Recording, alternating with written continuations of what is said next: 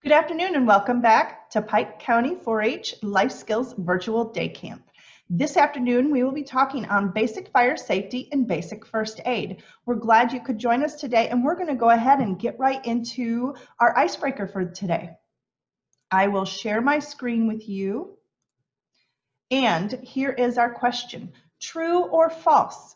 You should tilt your head back when experiencing a nosebleed. If you want to put your answers down in the comments, we'll see what you think. True or false on that? And here we go. Let's see. Did you get it correct? False. Don't put your head back. Blood could flow down your throat and potentially into your stomach, which can cause nausea and vomiting. Instead, tilt your head forward and pinch your nose right at your nostrils, not higher. So right at your nostrils. And hold your nose for a full 10 minutes before checking to see if the bleeding has stopped. If bleeding lasts much longer, or if the bleeding was the result of an injury, head to the emergency department. So I will stop my share here, and I will introduce you to some 4-Hers that have gone and done some little skits and gotten some information for you on basic fire safety, as well as basic first aid tips and tricks that you can use. And I will let them take it away. Enjoy the show.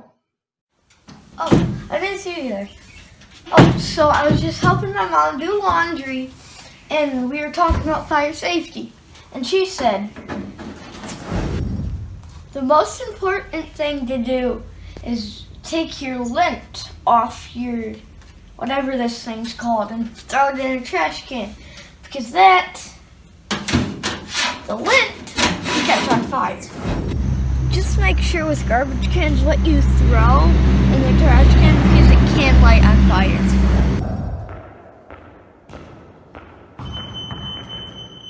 What was that?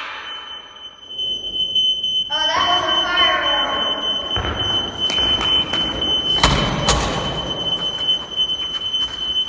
Is that everybody?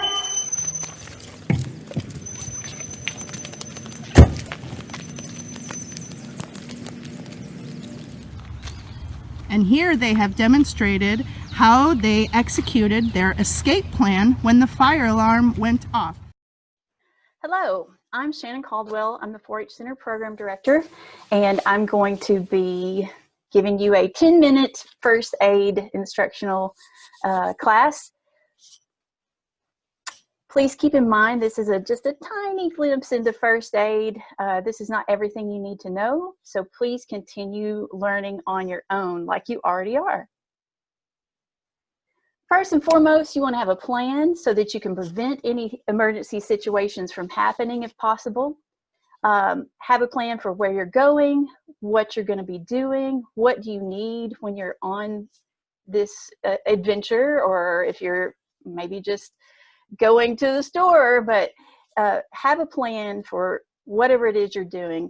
What do you need to take with you? Like if you're on a hike, you need to take water and food, maybe a first aid kit, definitely a first aid kit. Are you going on a trip? So have a plan, tell somebody your plan, when you're going to be back, what you're going to be doing, and make sure you know where you can get help if you need it. Where are the hospitals, the emergency care centers, wherever you're going to be going. Also, continue your training. I already mentioned that once. I'm going to mention it probably multiple times. Continue your training.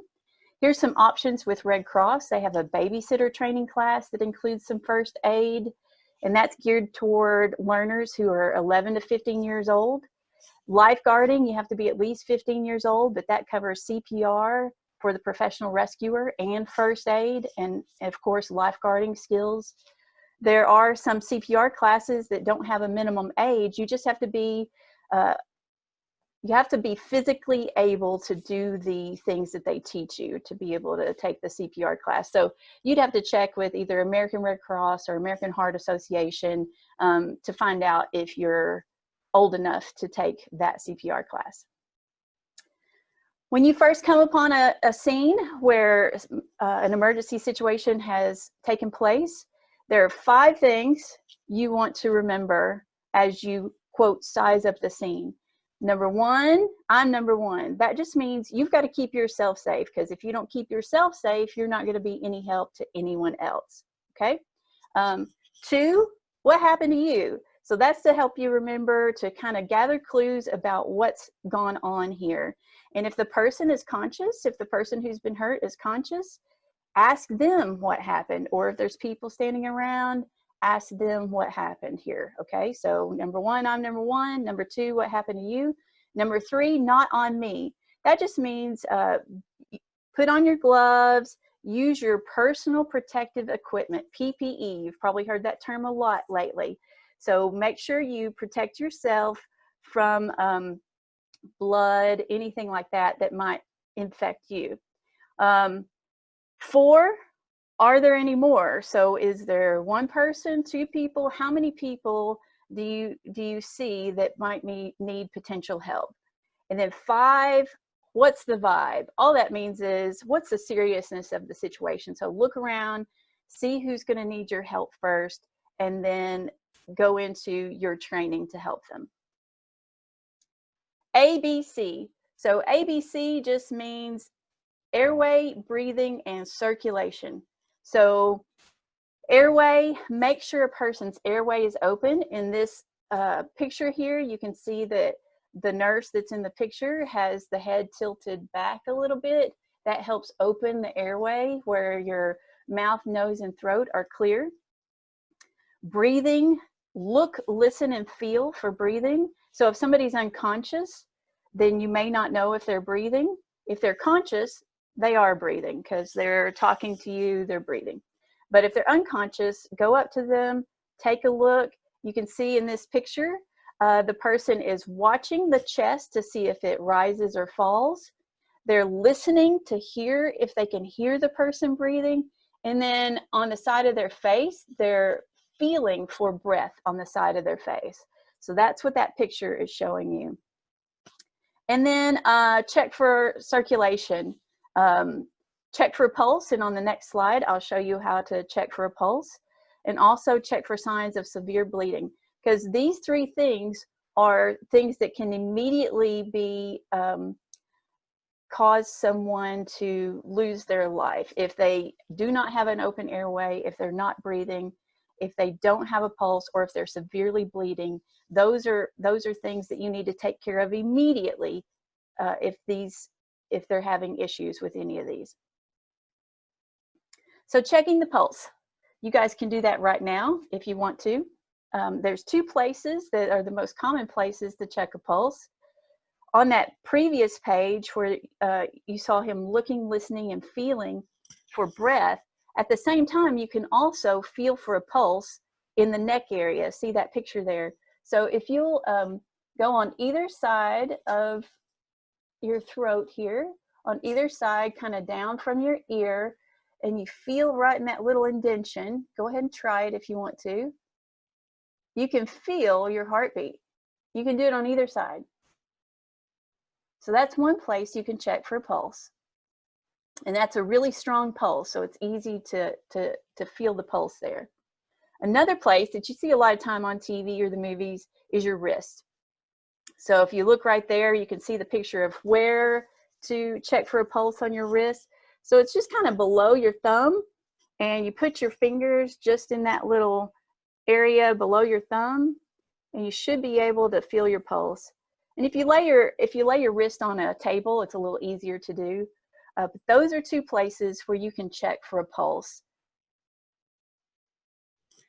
All right, another thing, again, we talked about severe bleeding, so you need to be able to help control bleeding, meaning try to stop bleeding. And this picture is from the Red Cross First Aid book.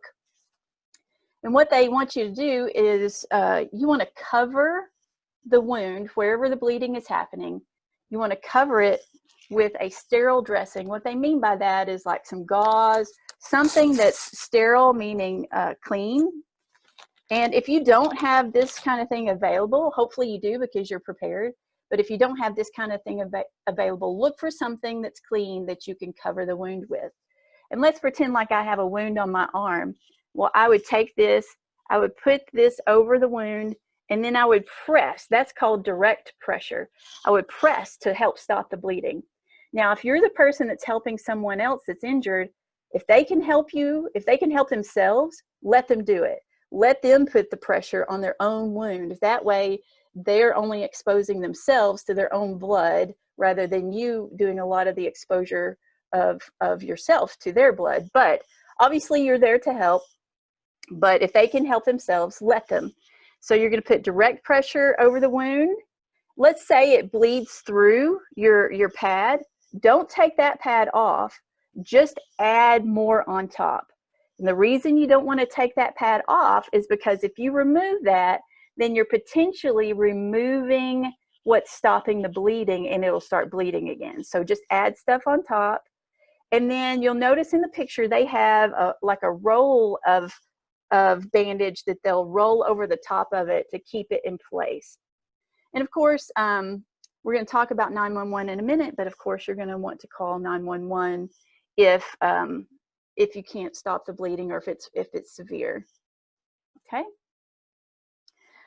Okay, call 911. So if you or someone around you needs medical help, we all have the option of calling 911, and that's going to be what you need to do, because you're going to have 10 minutes of first aid training here. So if someone needs help, you can call 911, and they're going to be able to give you some assistance. They're going to be able to send more advanced care to you.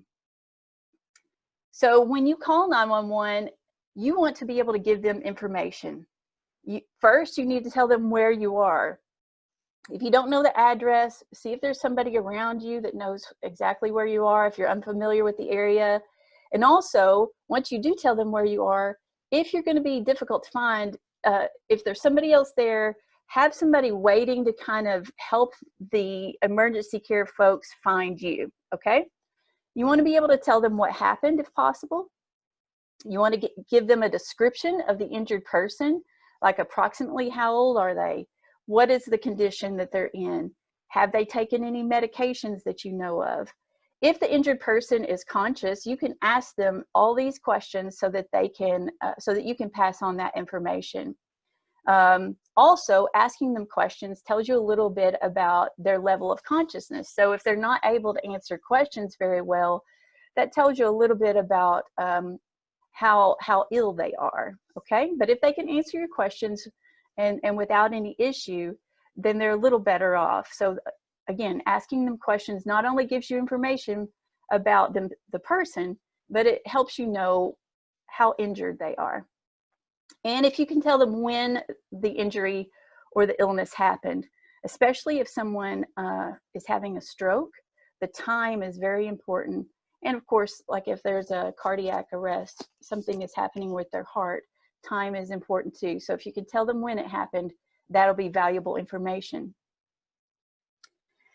It's important to have a first aid kit with you in your house, in your car, if you're going on a trip, if you're going backpacking, hiking. Here's just an example of a first aid kit. This is one that I got at Sam's, and it's got quite a bit of items in it, and it's very affordable. But as far as a first aid kit is concerned, you want to make sure your items are in date. Yes, there's an expiration date on your first aid kit. So especially if there's medications in there, you want to make sure those items are in date. You want to make sure the items match your need. So let's say you're going on a multi-day backpacking trip or something. A little bitty first aid kit with just Band-Aids and Neosporin in it is not going to be appropriate for that trip.